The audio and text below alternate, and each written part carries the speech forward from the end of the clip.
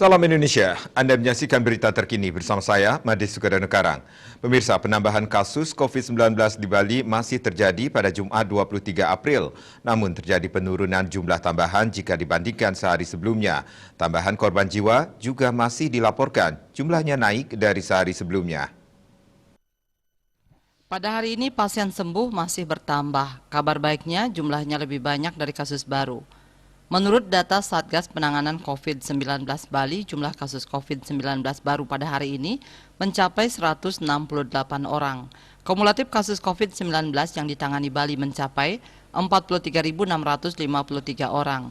Pasien sembuh bertambah mencapai 220 orang, sehingga total pasien sembuh saat ini sebanyak 40.997 orang atau 93,87%. Korban jiwa masih bertambah, jumlahnya mencapai 9 orang.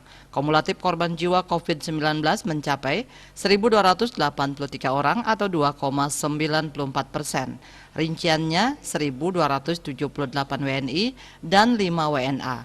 Jumlah kasus aktif yang masih dirawat maupun menjalani karantina berjumlah 1.393 orang atau 3,19%. Mereka dirawat di 17 rumah sakit dan dikarantina di Bapelkesmas, UPT Nyitah, Wisma Bima, dan BPK Pering. Dia Dewi, Bali Pos melaporkan. Pemirsa, untuk mencegah penyebaran COVID-19, ingat pesan Ibu, selalu terapkan 3M, wajib memakai masker, wajib mencuci tangan, wajib menjaga jarak serta hindari kerumunan.